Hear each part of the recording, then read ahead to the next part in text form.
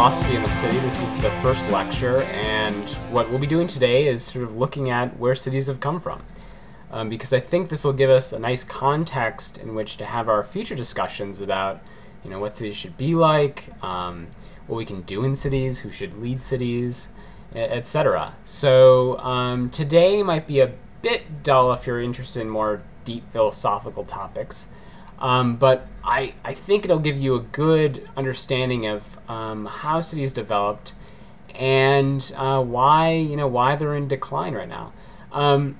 So in addition to your reading, this should be helpful. So what I'm going to talk about today is, so first, what is a city? Or, we might refine this a little bit, and maybe we're not just talking about cities in general, but specific sorts of cities, what we might call urban cities. So these are, urban environments or urban communities.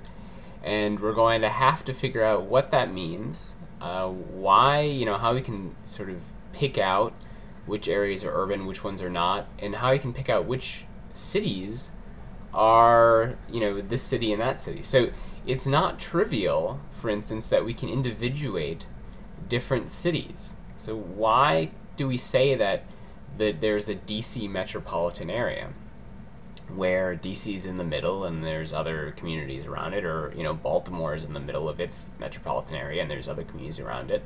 So what do the communities that form the Baltimore metropolitan area have in relation to Baltimore and not have in relation to other cities?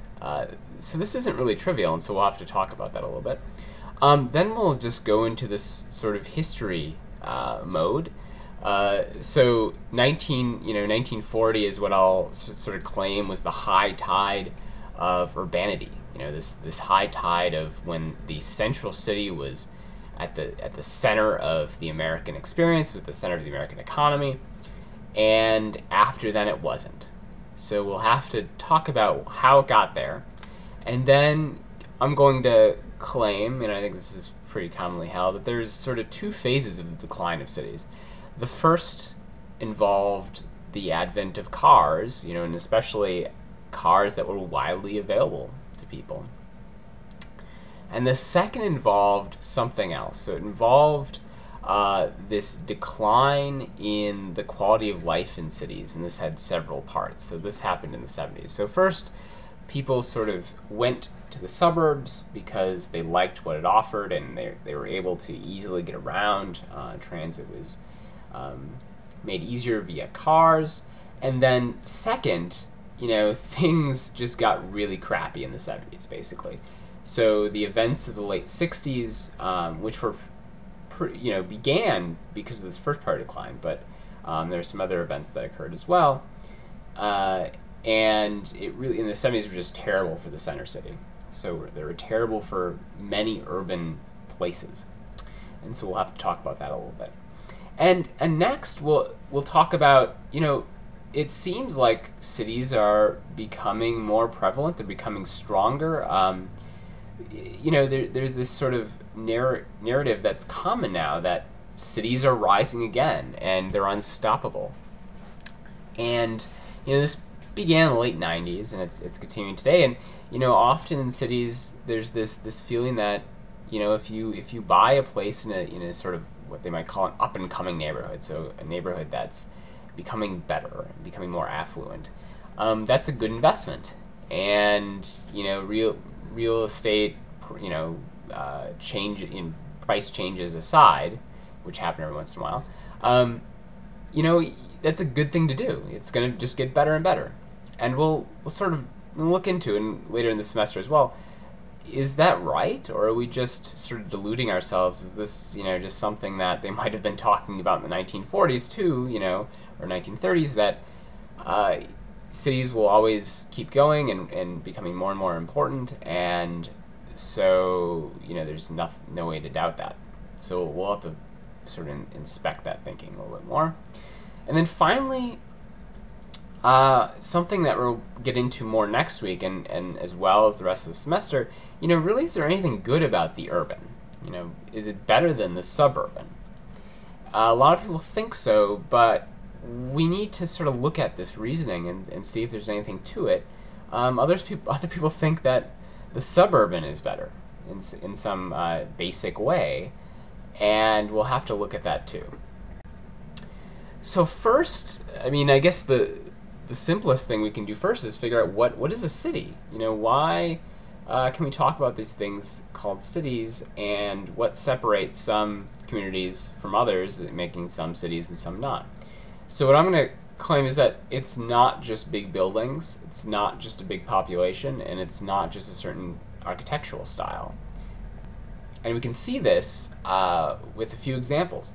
So, I mean, these are just some that I picked from our area, but many of these abound. But, you know, a place like Tyson's Corner, you know, if you're not familiar with Tyson's Corner, it's this huge commercial and also, you know, partially residential area in Virginia. It's sort of towards Dulles Airport. And, you know, it has a huge economy, basically. It's car-oriented, tons of traffic, tons of people work there. There's a huge mall there. There's actually 3 malls there. And, you know, some people think of this as somewhat of a, you know, what you might call an edge city. So actually, it was featured in a book called Edge Cities, written in the early 80s. And, you know, it was sort of seen as like the next generation of cities. And, you know, this is not what we're talking about, though, right? So even though there's lots of big buildings, it lacks the character of the urban. So it lacks certain relationships between the buildings, certain features, certain ways of people relating to each other in the area that we're going to consider to be what urban is, what the urban is. And so because of that, you know, we want to say that Tyson's Corner or, you know, places like, you know, other suburbs are just not urban. I mean, others might be. So you might think Bethesda, even though it's a suburb of DC, is in itself urban. So you know, you might say that. So we want to be clear about what we mean by urban, and it seems like Tyson's Corner is not going to be it. So it's not just enough to have a lot of big buildings if they're just, you know, basically people go to them with cars and such. It seems like they're missing something.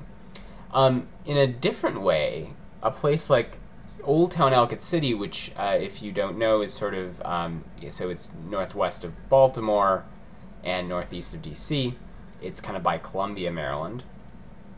And, you know, it's this little sort of old town area. And people, you know, people call it it's called Ellicott City.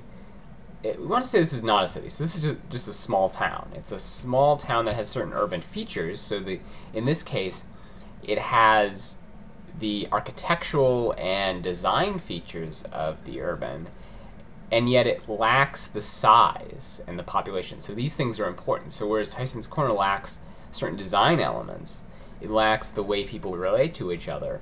And Ellicott City does have that. Old Town Ellicott City does have that. We want to say that neither of them really meets the standard that we're talking about, that some place like Baltimore, DC, New York, these sorts of places do mean. So, you know, this sort of clarifies a little bit what exactly we mean by the urban. So keep that in mind. But you know, you might think, you know, you have these sort of standards that you're just making up, and maybe we should include these sorts of cities. So someone is going to say a place like Phoenix, which we'll talk about later, which is extremely spread out and suburban in nature. It's, you know, one of the suburban cities that arose after World War II, you know, is still urban. It still has certain basic features that we take to be urban. And I think you might be right if you say that, but we'll have to talk about that more. So we'll have to give reasons why we think a place like Phoenix is lacking something, and whether it matters. So we might think that, yeah, you know, Phoenix doesn't have certain features that DC has, you know, certain density features and certain, you know, ways of moving about, but it has other things which are important to us, and maybe it's better than DC, whatever that means. So we'll have to talk about, what is there a favored method of construction or a favored method of design? So that'll be an important consideration. So what we're really concerned about are these urban forms of interaction between people. So it's not just the buildings that matter. So you could have, imagine a post-apocalyptic Washington, D.C., where no one's around, it's deserted. This isn't urban, even though, there's the sort of urban forms of architecture, there's no people. And so the claim by the person who thinks urban things are, urban environments are important is that it does certain things for the people. So, and here's a quote from Mumford, and this is from a paper that you didn't read, so you read an excerpt from his book. But this sort of gets to, the point that there's something about the experience of a city that makes it urban. So here he's talking about, what would a person who, has lived in an urban environment not want to give up? So why wouldn't they select a suburban environment instead? And, he thinks it's something like this, in its various and many-sided life, in its very opportunities for social disharmony and conflict, the city creates drama, and the suburb lacks this. So he thinks that, the way a life is in a city just is different from the way it is in the suburb. Even, and it's better, he thinks, even when the suburb sort of is, more harmonious. It lacks a certain conflict that you experience in the city, the certain difficulty of living that you experience in the city is still outweighed by the various life you experience, the varied life, and the rich life that you experience. So what we want to look at then are the sort of features of an area, of an environment, that make it urban, so that produce this drama, produce the way people interact with each other in this urban way. And it seems like the ways, the features that make this urbanness arrive, urbanity arrive, are some of the following. So these are not all-inclusive, right? So there'll be some things that are lacking in this list, but here's a start. So density seems important. So the fact that there's a certain number of people in an area, and we'll discuss this a lot later, matters. It's just the amount of activity that is produced when there's a certain density is important for urbanity. You can have a very high population, but if it's over a large area, so the density is low, it seems like there won't be certain interactions.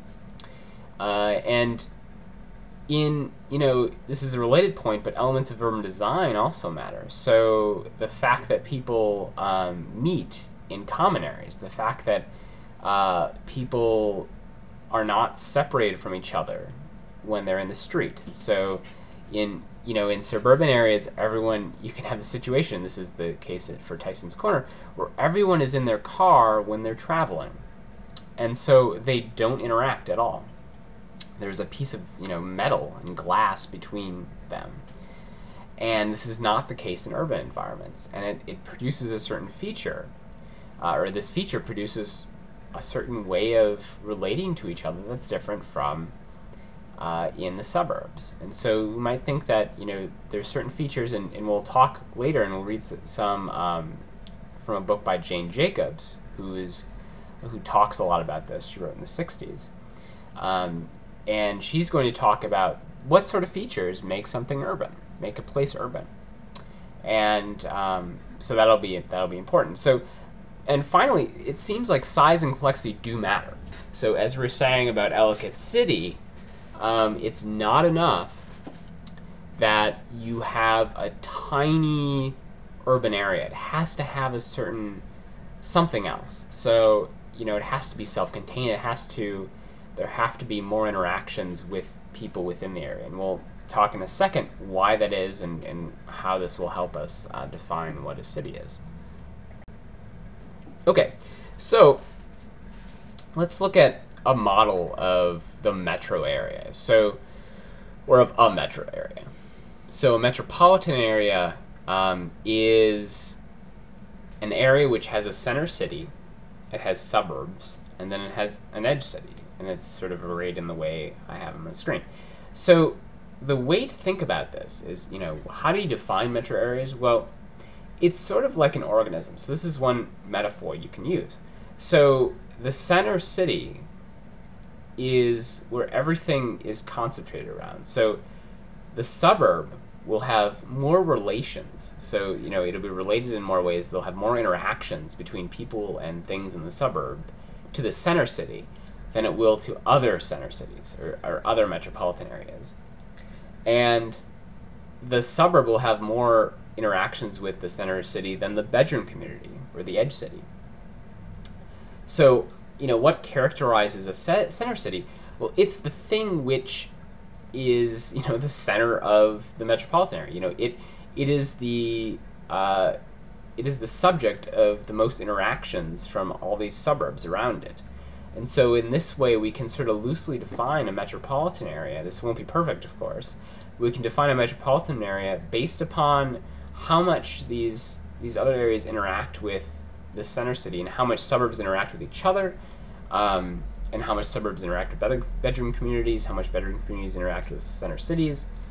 And this can all be sort of defined in a somewhat complex way, but just as an organism, you think of an organism, the parts of an organism as relating a lot to each other more than they relate to things or interact with things on the outside of the skin of the organism. You can define a metropolitan area in the same way. Now, a metropolitan area will be more